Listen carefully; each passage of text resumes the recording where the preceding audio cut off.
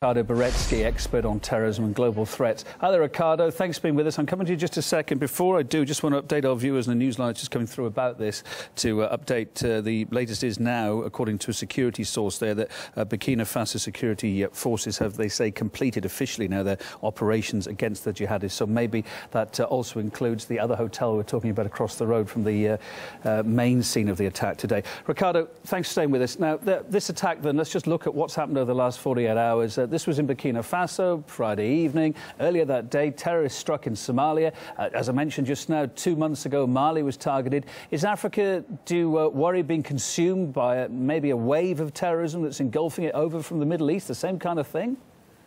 Well, we have warned 2 years ago when we completed our report on Africa that there's a growing threat in Africa. This threat is very real. It's not been paid so much serious attention to as the same issue in the Middle East. We have to understand that Africa has a history of terrorism as a whole. And we have to pay attention that this particular terror threat, it is expanding their footprint not only in West Africa, but will in the future also expand in the southern part. The reports that jihadists more and more from small African terror cells are starting to cross over to Islamic State these days. Begs the question, why is ISIL therefore maybe more appealing to them these days, do you think? Well, ISIL has an interest in developing their footprint as an Islamic State. But we have to go back to the history of Africa and understand that there's an historical history when it comes to the expanding of this particular footprint long before ISIL came around. So we have to realize that the ISIL tree is in fact what we call a dual tree, an African tree and then also the Middle Eastern tree. What we have to pay attention here is that we have to seriously focus on a proper world order, right? If we don't focus on this, you know, the term justice and the law enforcement has to pay attention. We have to develop this radically and very fast in Africa. And this is lacking as it's systematically broken down. Well, so what can you do about it? It's easy to say, but what practical steps can be taken about it? And we're so early into this new year, we've already basically seen 3 attacks. I guess there's going to be more to come, yeah?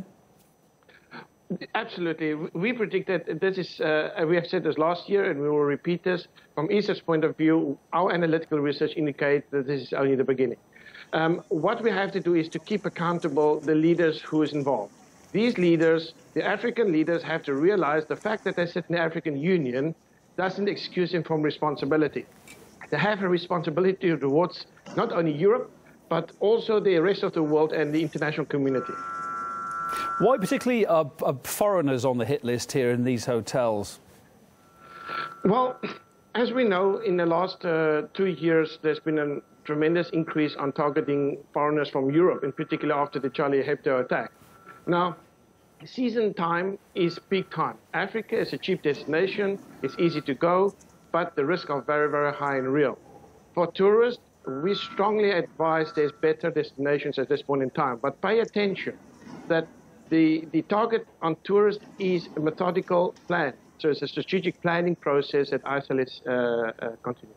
Ricardo, thanks for your insight. Ricardo Baretzky, expert on terrorism and global threats, live on RT International.